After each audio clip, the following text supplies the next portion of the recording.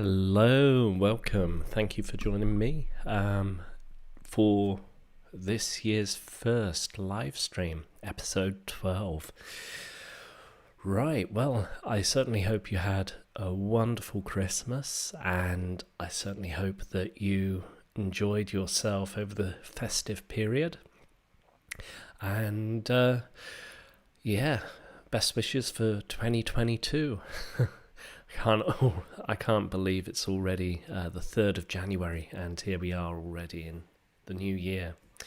Anyway, if you have any questions, if you wish to ask me any questions, feel free to post those in the chat. I'll be happy to answer any questions that you may have, English teaching related, language learning related, anything at all. Feel free to post them in the chat. But today, what we're going to be doing is we're going to be talking about my plans for 2022 and what I'm hoping to achieve this year.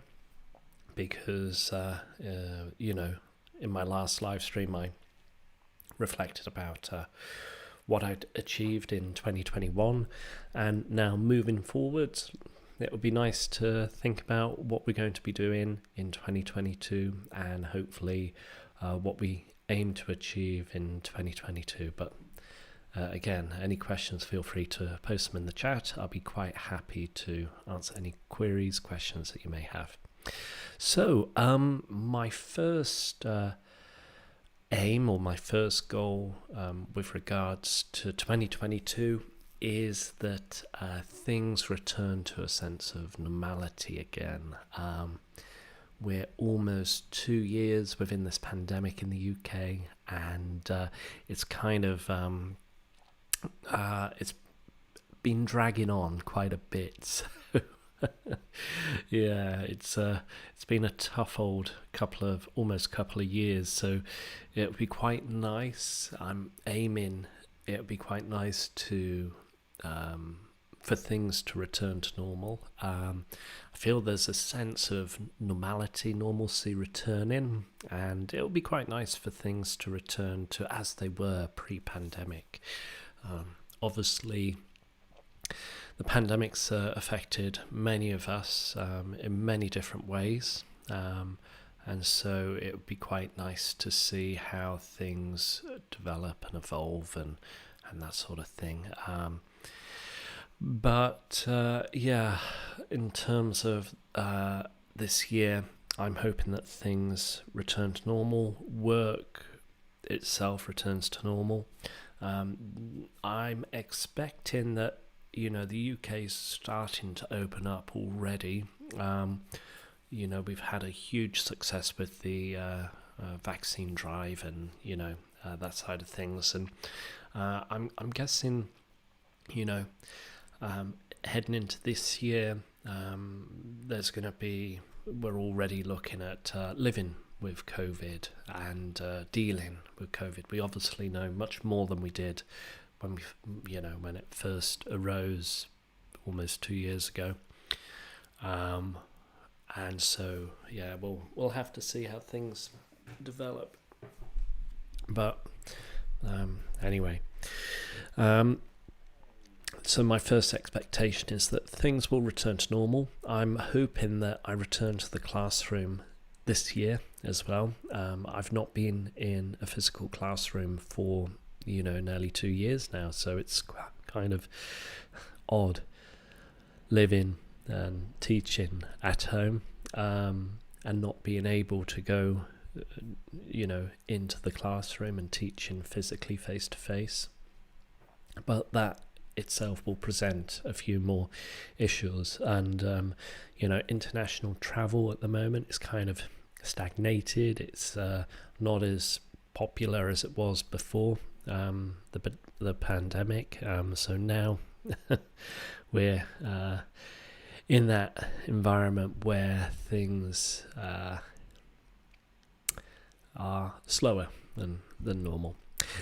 So I'm hoping as well that this year, in terms of moving forward for this year, and hopefully by the end of the 2022, that international travel opens up with more transparent rules, vaccinations and passports and that sort of thing.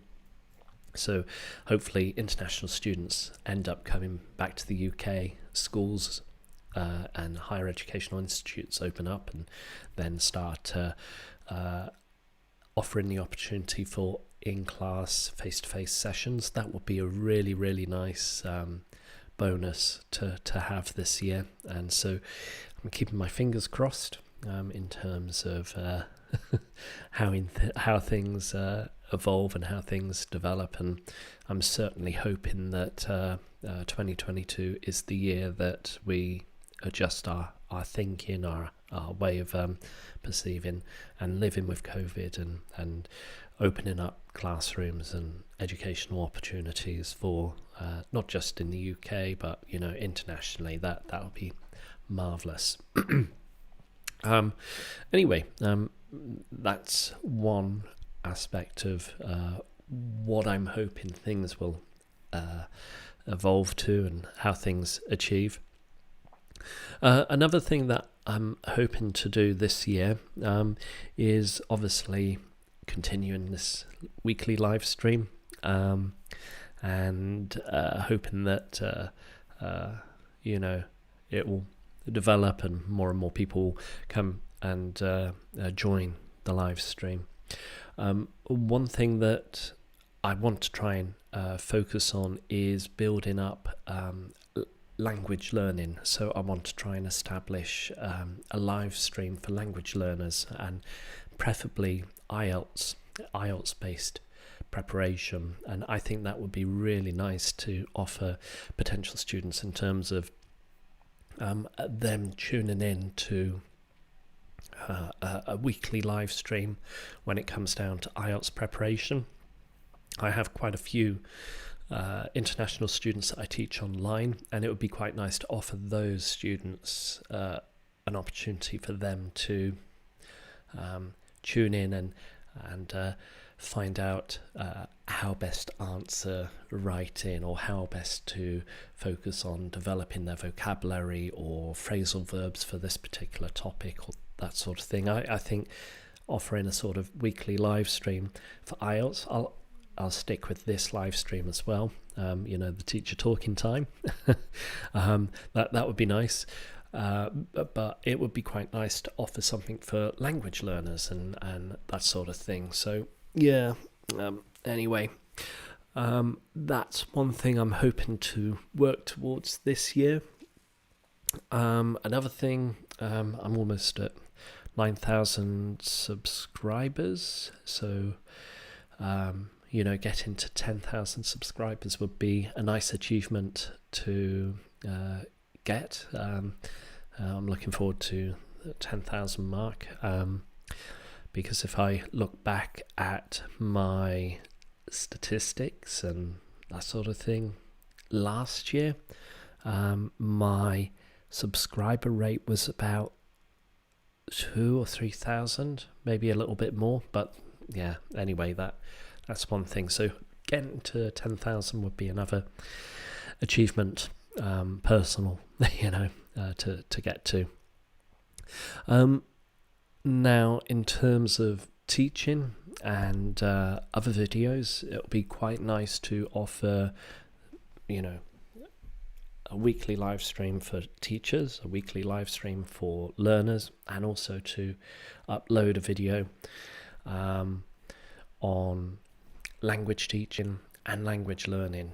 It's quite an ambitious period, and obviously we all go through that sort of, right, okay, new year, I'm going to do this, and we end up burning ourselves out and trying to achieve too much, I guess. And particularly when it comes down to education, everyone revolves around the period of, okay, education, this is a year that I'm going to learn that next language, or this is a year that I'm going to improve my health, or this is a year that I'm going to do such and such.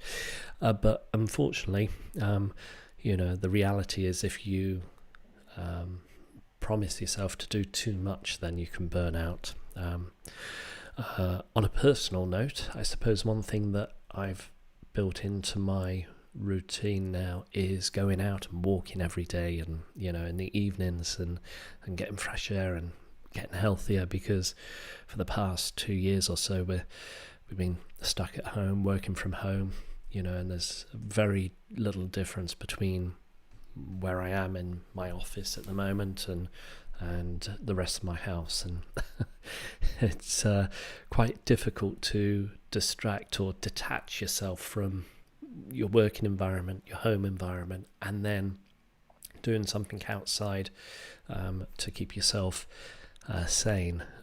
So walking, getting fresh air, that sort of thing has been quite a good thing to maintain.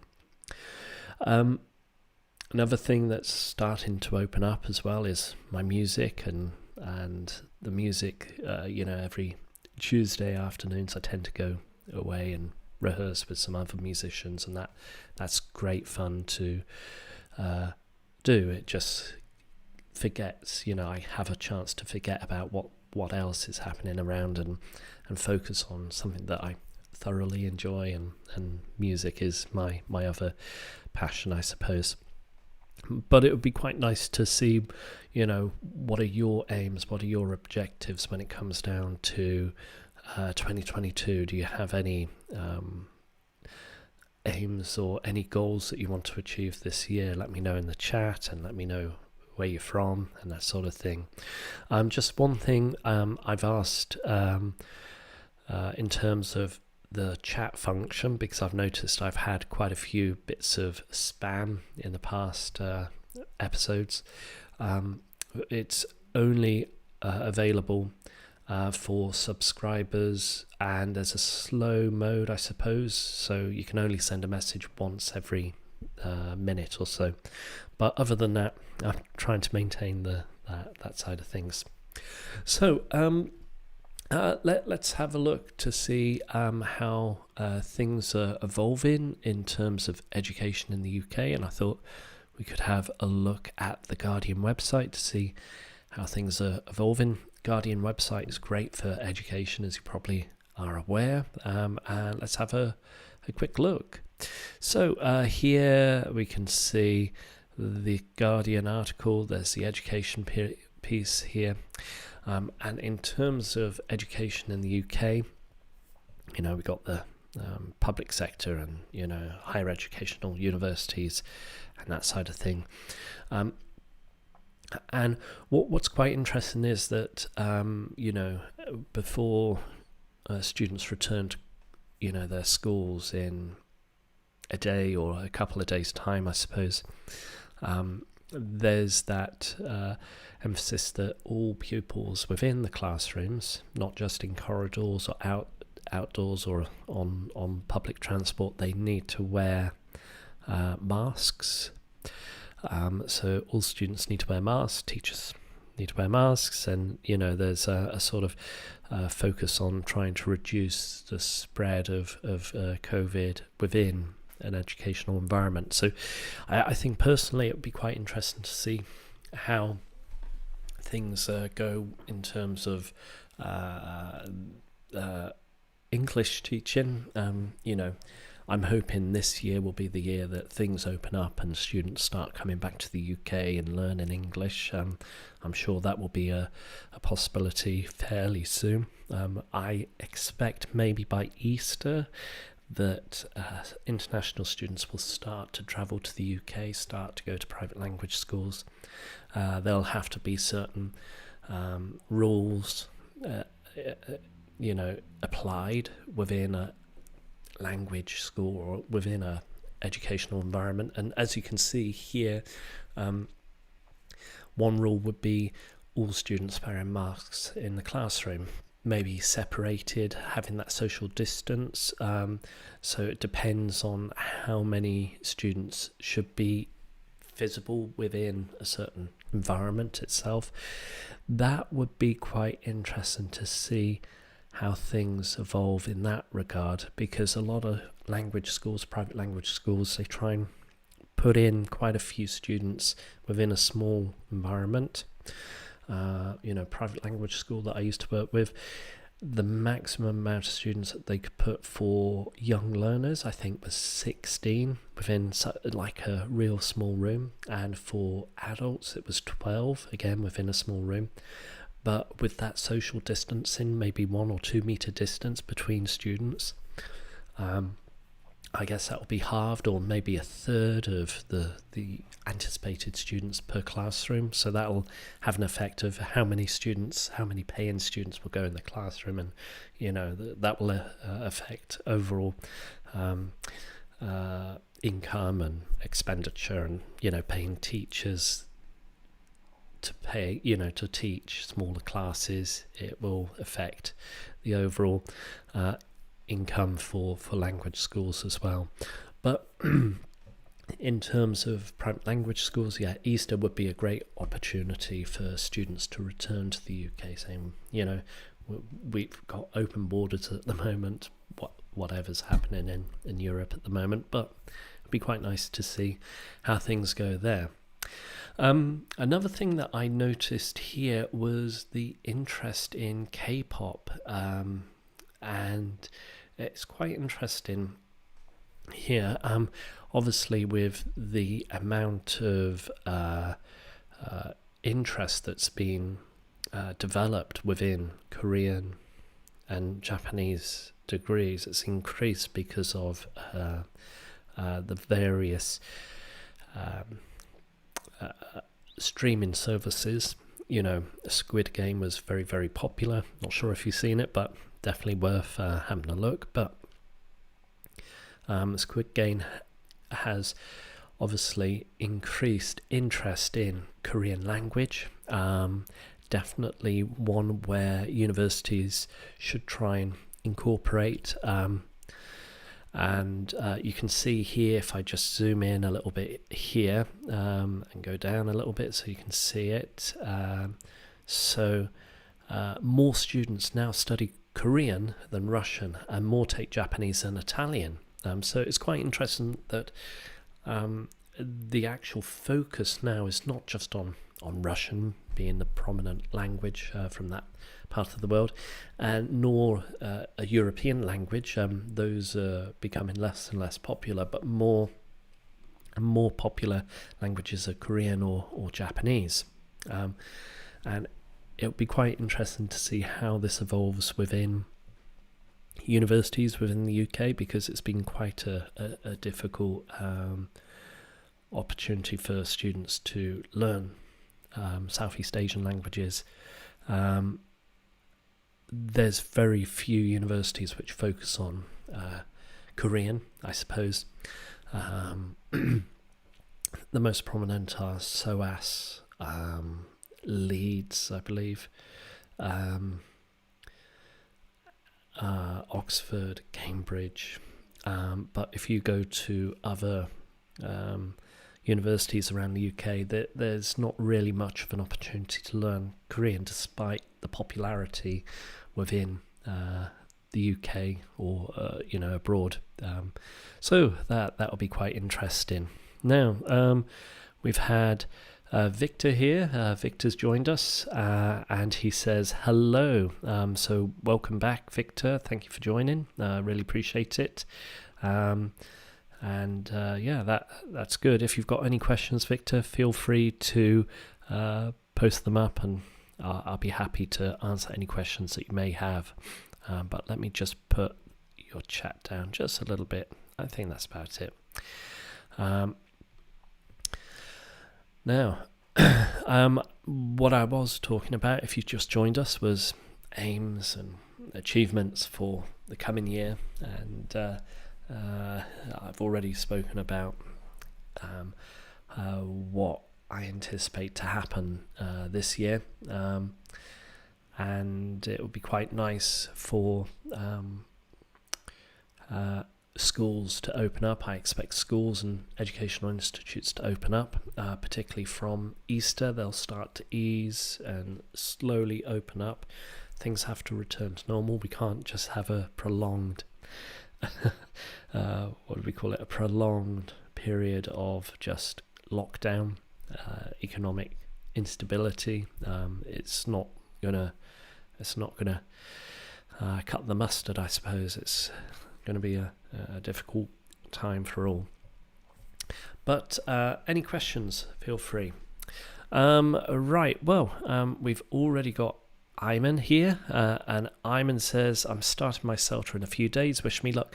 Good luck, Iman. I'm sure you're going to be fine as long as you listen to what your tutors tell you. It'll be really interesting to see, keep us posted with regards to your CELTA. But I'm sure my few tips with regards to the CELTA is listen to what your trainers are telling you, apply what they're telling you. If you don't listen to them, if you don't apply what they're asking you to apply, then you're going to have issues and problems in that regard. My other tips with regards to the CELTA is to reduce your teacher talking time as much as you can. It's a great course. Enjoy the course. Help each other out. You're going to be there with other trainees. I assume it's online, not face-to-face.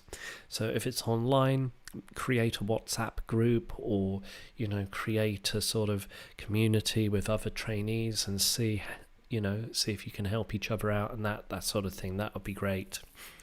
Have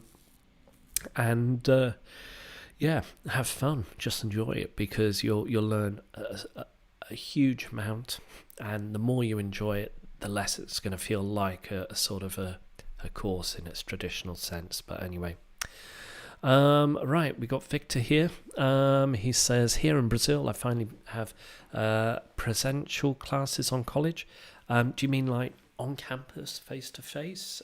Because if you do, that's marvellous. It's great to have that face to face courses that are running. For me, we have a huge proportion of the population in the UK vaccinated, and it will be quite nice for us to return on campus, I suppose, or face-to-face classes. That would be great.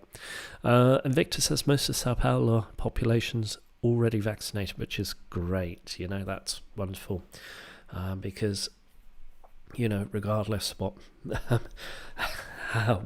side you fall down on, vaccinations are the way, and the vaccinations will open up economies and open up, and things will return to normal. So you're on campus, which is great. Best of luck. How have you found it?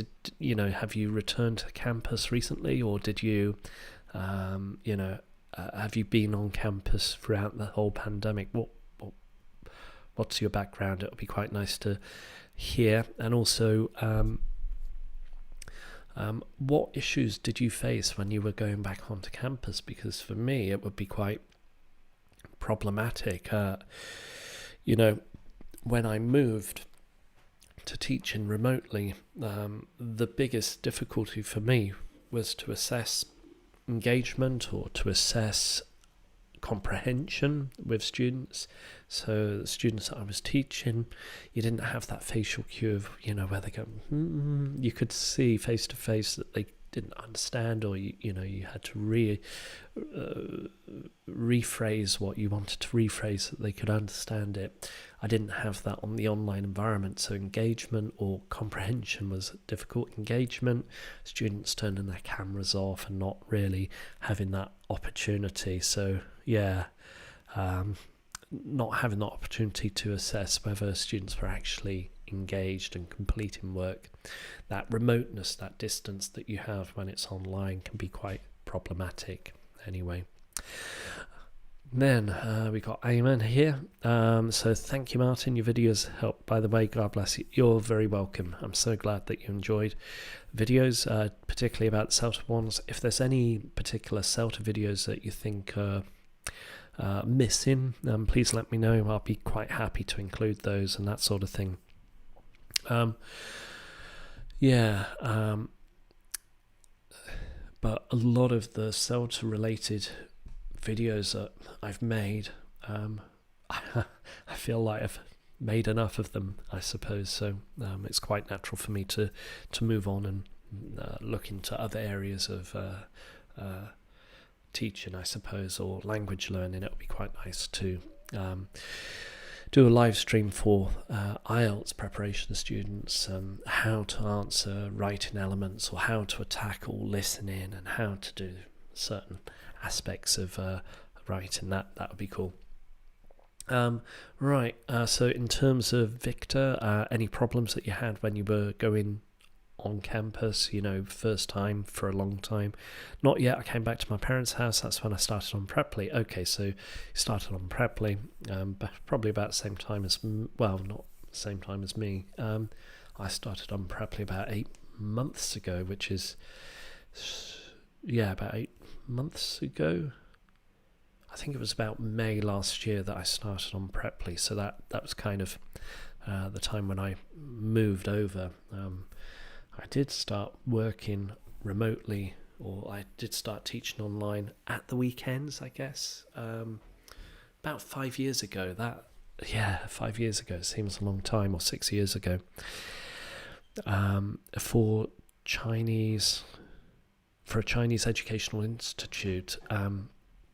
So they knew, or they connected you with students, you taught them, you had a sort of schedule or block, and then you were teaching for that period of time. But obviously the changes, the difficulties and that sort of thing started being implemented in China, with children not being able to study at private institutes, private language institutes closing down. There was a whole educational readjustment in China last year, I believe, and that's when I moved from iTutor it was to Preppy about May last year.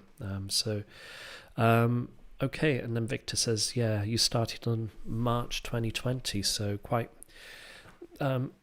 just before me, I suppose, a few months before me. So gosh, you've been on Preppy for about 10 months now, I guess. January 20... No, sorry. Almost 2 years. Where are we? 2022. I forget which year it is now. That's really weird. So you started on March 2020, or in March 2020. I started in May 2021. The last 2 years, gosh, it's just been a waste. I can't remember what year it is. And then Viktor says, I never had Asian students, not sure why. In terms of Preppy, I don't have many Southeast Asian students, to be honest. The predominant nationality mix is either Polish, Hungarian, Russian, but the vast majority are non-Southeast Asian. Of those that are from Southeast Asia, I have 2 from South Korea. I have quite a handful from China. China's obviously one where students are interested. They're trying to alleviate from the restrictions placed within China of private language education. So children are being exposed to Preppy because their parents want them to learn English and that sort of thing. So there's quite a few Chinese students, and I've just started picking up Korean students. And for me personally, I have a personal preference towards Korean students for obvious reasons, having been living in South Korea for 3 years, 15, 16 years ago, so quite a while. My students are normally from the UK or USA. Interesting. I do have quite a few students from the UK, live in the UK, and also are from Poland or China, but from the UK it's quite nice to have that, I guess. Okay, Miriam's here. How much time do we suggest we spend on grammar exercises per class? Interesting question, I suppose. I suppose when it comes down to grammar in the classroom, it depends on how you want to incorporate it in the classroom. You've got two choices with regards to grammar. You've got the choice of, do I teach it prescriptively in a controlled way, or do I respond to the grammar as it comes up in a more natural sense? And for me, I'm of the sense, obviously it depends on the style of teaching that you're doing. If you're teaching writing or written preparation courses, then grammar will play an integral part. Grammar is always very useful in terms of writing. I think personally, when it comes down to grammar, I have more emphasis on grammar when it's about writing than it is to do with speaking, oddly. You may not hear about me saying grammar is not important when you're speaking. Of course it's important, but I think communication is more important than grammar when you're speaking. Anyway, in terms of responding to grammar as it comes up, I would recommend focusing on the grammar when errors occur. So if you're doing a speaking or writing task, then respond to it there. If there are issues, or if you do have a course book which looks at the present perfect, then there's certain tasks or exercises that you could do in terms of reinforcing grammar. And if you do a present simple, if you're looking at the present simple, you could do a survey of habits or activities that people do every week or something like that. Yeah. So how often do you or how often do you walk, or how often do you exercise? Then that's when you're trying to get students to respond in the present simple. In terms of grammar exercises, that task itself in class would last for me 20 minutes, like a survey. And then getting students, trying to get that information from the students in the class, you could spend another 5 minutes, I suppose. And then get students to look for patterns or that sort of thing. So it depends on how much you want to exploit the grammar in that sense. So I hope that helps, Miriam. I'm not sure if it does, but I certainly hope it does help. Anyway, we got second here. How should I explain the meaning of "you are my destiny" to my students? That's a tough one. You are my destiny. Okay.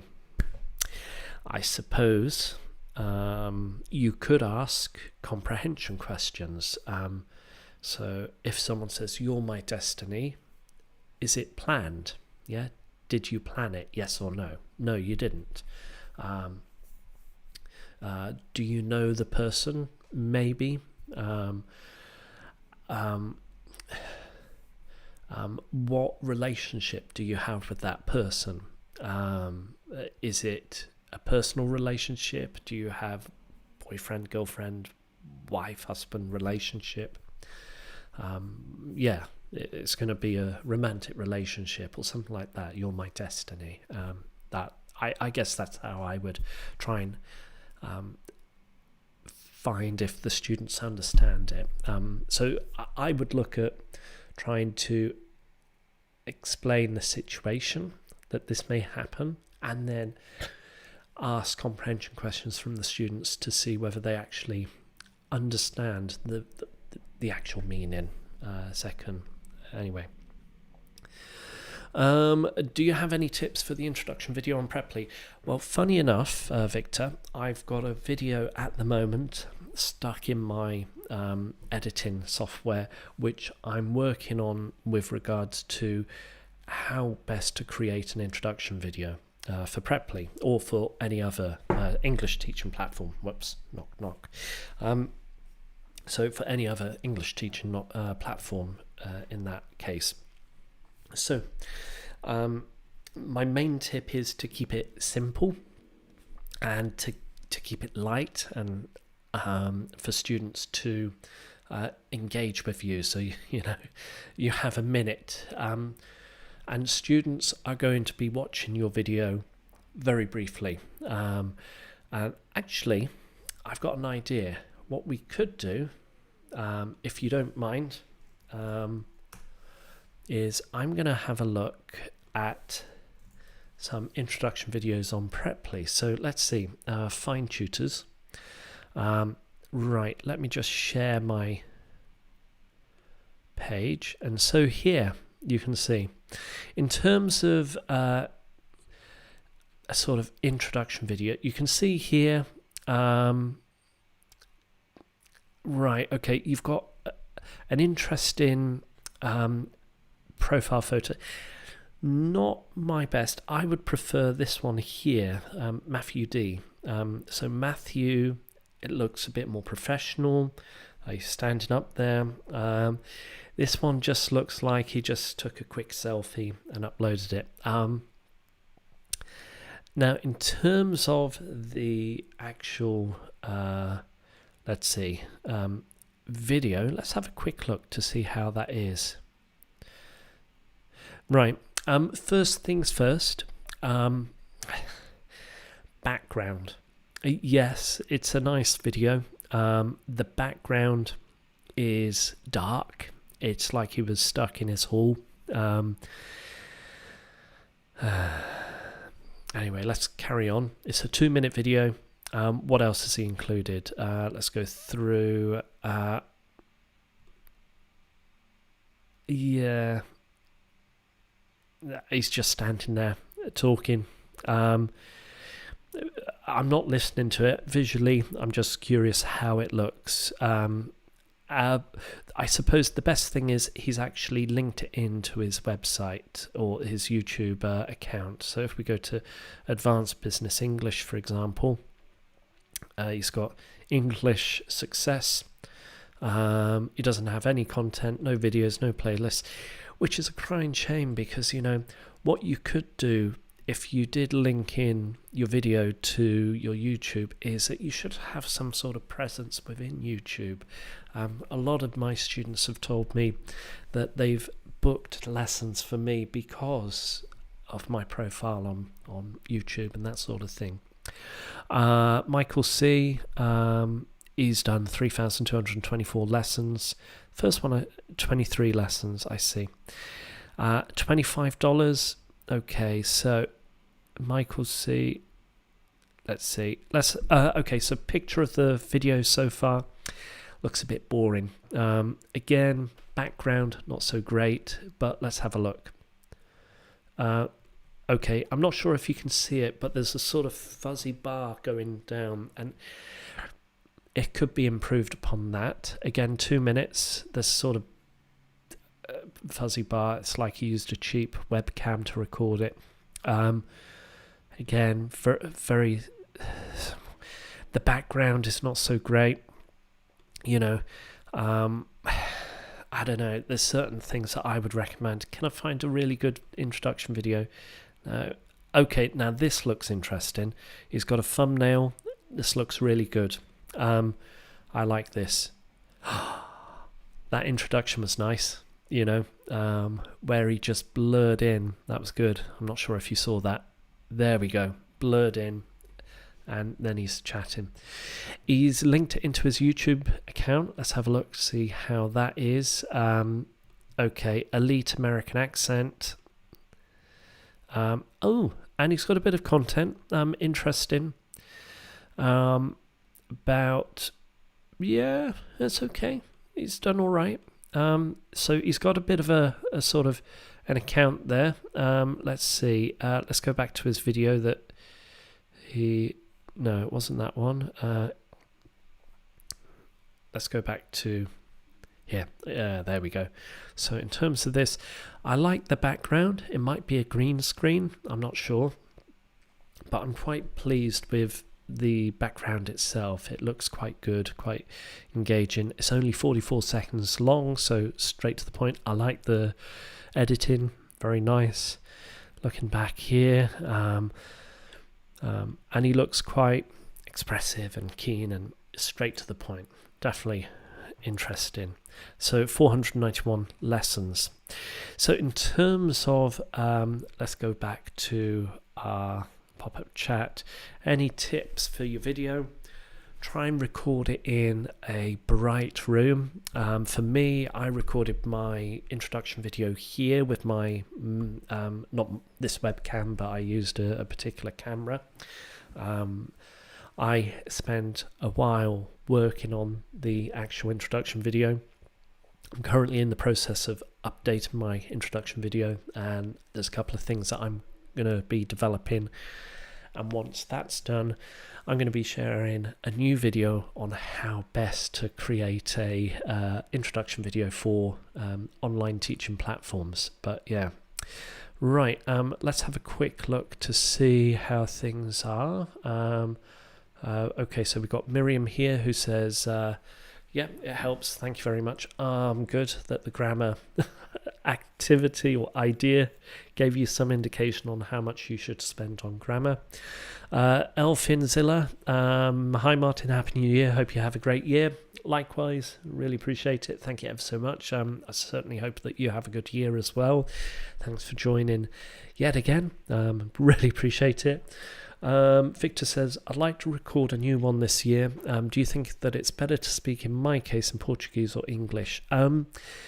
Okay, so if you're recording a new introduction video and your introduction is about teaching English, then you should speak in English. But if your introduction video is about teaching Portuguese, then speak in Portuguese.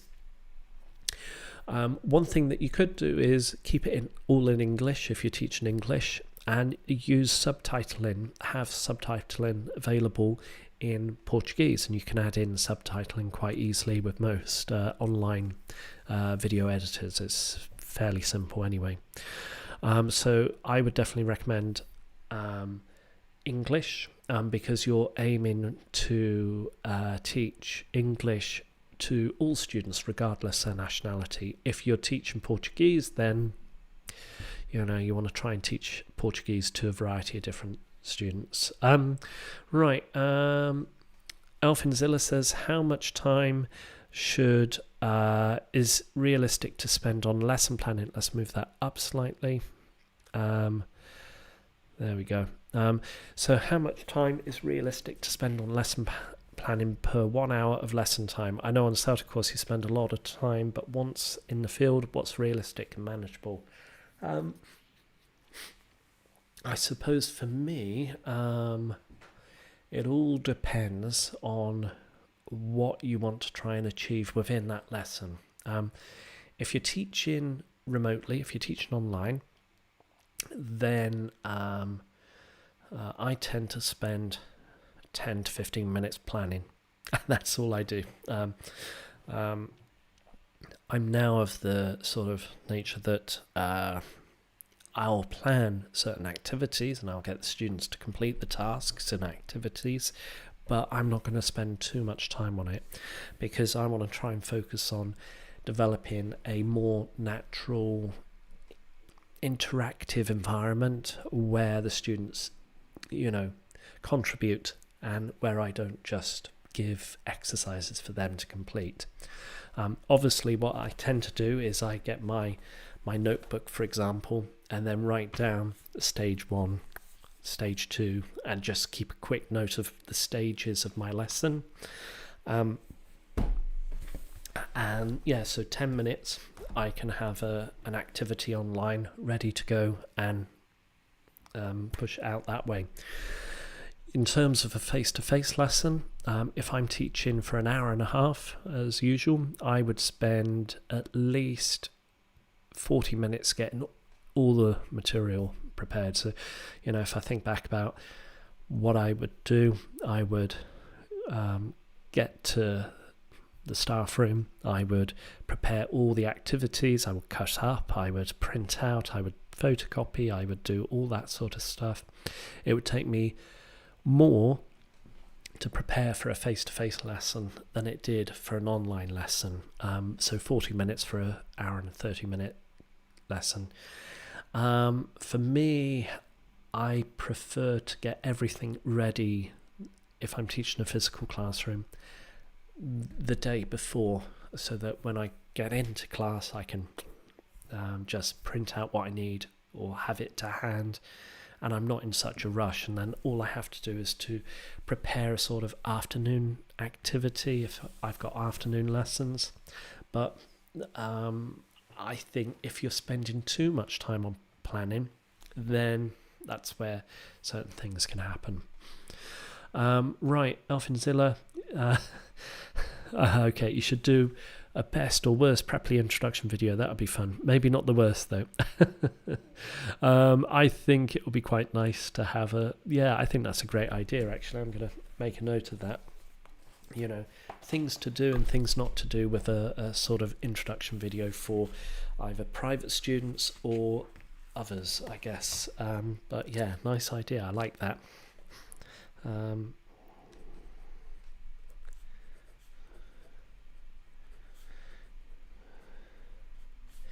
Bear with me, I'm making a note.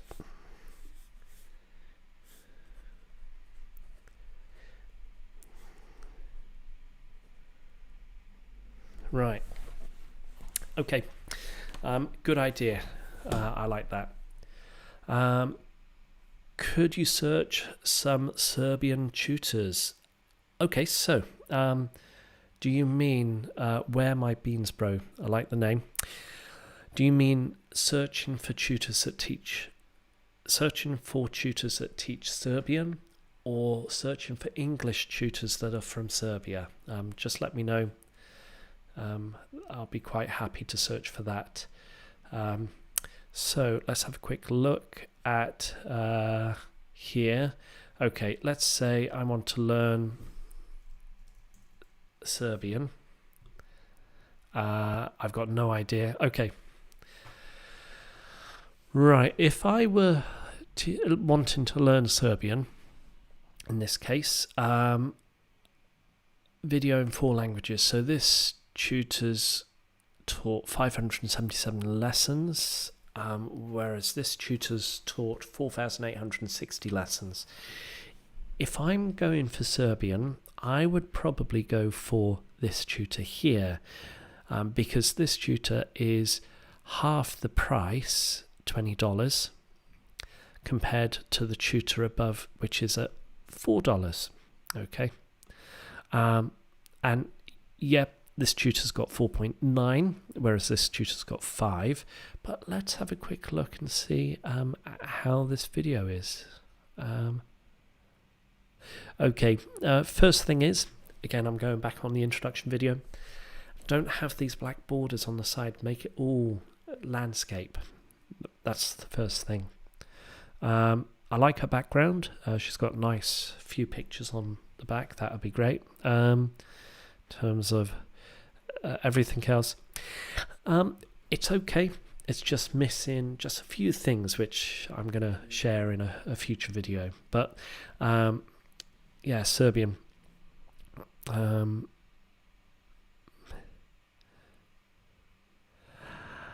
I like this one. The video is quite nice because it's outdoors. I like that. I like the bow tie. Very nice. But his hairstyle is very different to his introduction video. Quite interesting.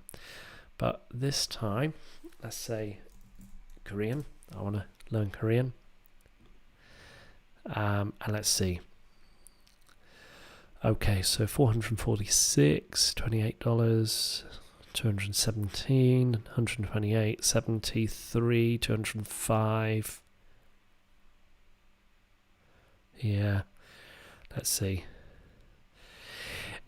This introduction video, if I click here, she's uploaded it to Vimeo. It's quite dark. One thing about videos is you need to be facing the window and the camera to be looking at you. Don't have bright background behind you because it creates the foreground quite dark. So for me, it looks quite dark, and you can see outside. I can see, it looks like the Korean architecture behind. Oh, okay, it's adjusted. But now the background is far too bright, and it looks slightly wobbly. She's just holding the camera there. It's just moving ever so slightly. But anyway, that's that. Right, let's go back to our live chat, pop-up chat, that is. I've looked up some Serbian tutors. Never really thought about learning Serbian. I'm not sure. Be quite interesting to learn something different. Okay. So Victor says, I teach Portuguese, but most of my students don't speak it at first. That's why I normally introduce myself in Portuguese and continue in English. Yeah, I suppose. I have seen some Spanish tutors, tutors that teach Spanish introduce themselves in Spanish. And they would say, they'd use a lot of TPR like hola, ¿cómo estás, etc. I don't speak Spanish, but if you say annyeong, that means hello, and that sort of thing. So you could use a lot of TPR whilst you're recording your introduction video, that you go, potential students go, oh yeah, I know, that must mean hello, and that sort of thing. So using TPR in your introduction video certainly does help when potential students don't necessarily speak that language just yet. They're like complete beginners. Right, hi Martin, Happy New Year. Do you have any thoughts on how to handle conversation English lessons? I find myself running out of things to say. Really interesting. In terms of conversation or, speaking, what I tend to do is particularly when I'm looking at IELTS preparation, particularly for speaking, and I'm preparing students for speaking, I tend to look at this website called IELTS Liz. And IELTS Liz here is a really good lesson because you've got common topics and you've got a range of different topics. So I tend to look at these topics and go, right, okay, I want to talk about fashion, clothes with my student today. And then I go down and I go, okay, where's clothes, fashion here. So then I've got some nice questions about clothes. And I get the student, I ask the student, but I don't show the questions to the student. And I say to the student, okay, what kind of clothes do you usually wear? Can you describe them? And I tend to make a note of any sort of feedback that I want to provide, and then I provide them feedback and give them the phrases and the explanations and the vocabulary and that sort of thing. And that's how I deal with conversation or trying to look at different topics. So IELTS Liz, so let me put this in the chat. So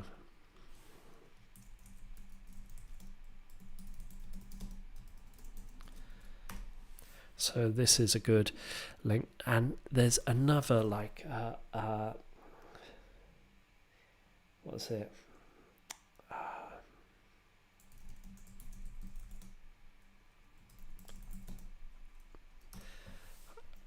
Not this one here. This was another one that I used quite a lot. You can look at a range of different topics. So do they have something on fashion? Yes, they do, right at the bottom here.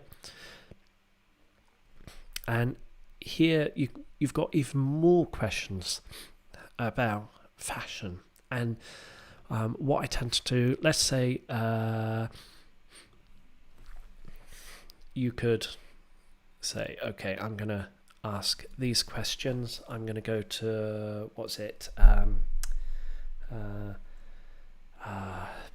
my brain today. I want to try and get a nice, what's it?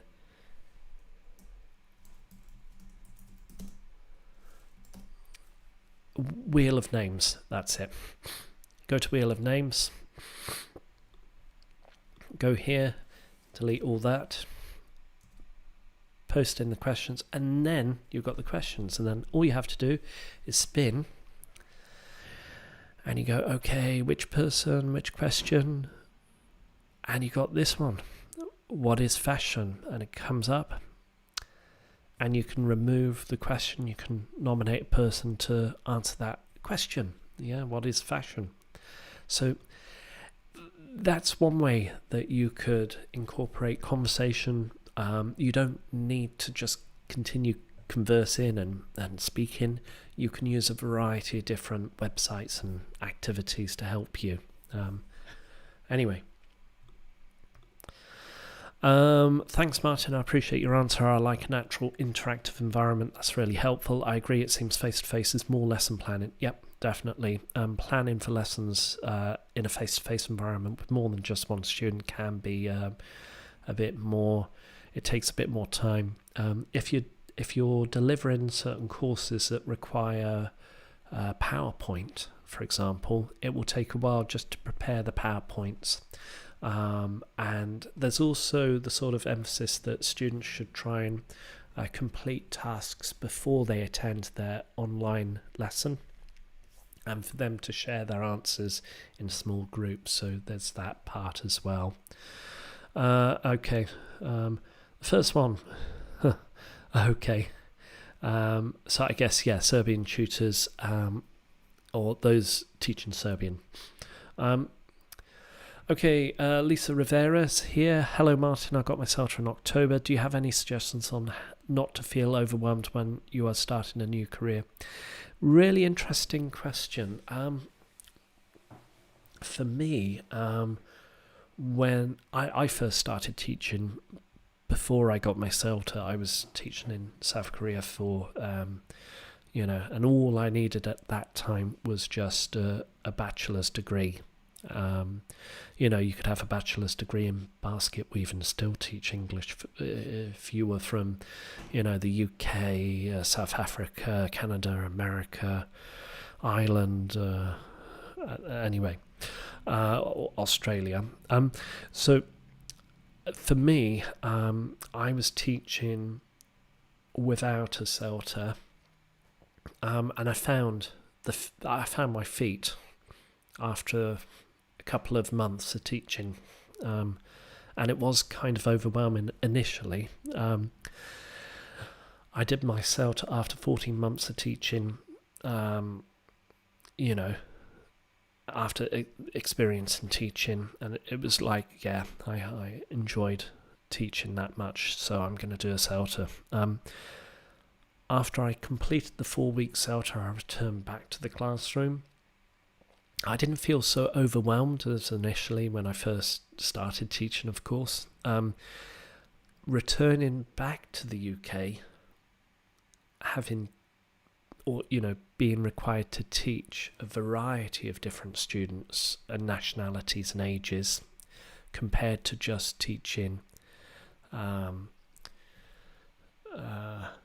Korean students, teaching Arabic students, Spanish, Italian, French, all these different nationalities, was overwhelming for me. So for me, I felt overwhelmed that I was teaching students that I'd never taught before, nationalities that I'd never experienced before, not knowing anything about their culture. I felt overwhelmed, and I spent, and it's quite natural to feel overwhelmed. It's quite natural to have this imposter syndrome, I guess. You're there in the classroom, you're there trying to help students, and you're there trying to support them as much as possible. So I think it's quite natural to be overwhelmed. It's quite natural to feel out of place. It's quite natural to feel that, am I the right person teaching here? Surely I shouldn't be the right person, There's lots of other people that are better than me, for example. That's quite natural. one thing I would recommend is that, be honest with yourself, and share your difficulties with other staff. Be honest with other staff. You'll encounter a variety of different staff, some that are very supportive, some which aren't so supportive, but those that are supportive, those that you share your frustrations and difficulties with, they'll share their difficulties and frustrations as well. So try and be open, try and seek feedback, try and seek help and assistance, and any school that is reputable will have a system in place where your supervisor or line manager will give you support, and then also be honest with the students. I suppose you can't know everything. You shouldn't be able to know everything when you first step in the classroom. Yes, you're going to be an English teacher, but you need to be honest with the students and say, look, I'm not entirely sure of this, so I'm going to check with my colleague to just make sure that I'm giving you the right answer. I don't want to tell you the wrong thing. And you need to be honest with them. And also, another way to feel less overwhelmed is to spend the first 3 months learning the ropes. The best way to learn a new job is to actually just dive in and do it, because we've all been there, and you'll get there in the end. A little bit of a struggle is well worth it in the end, and you'll find yourself more you'll have a sense of achievement once you overcome this feeling of overwhelmedness, or a sense of imposter syndrome, I guess. Anyway, right, so finishing off, Sharif says thank you. You're very welcome. I hope that helped. Any final questions before we finish off? Because otherwise I've got a poem to finish off episode 12's Teacher Talking Time. So nice to see so many of you here. So any final questions, please put it in the chat, because I have a nice poem by Keats again. Let me see if I can share the picture. There we go. Yeats, not Keats. And this one is about meditations in time of civil war, over there.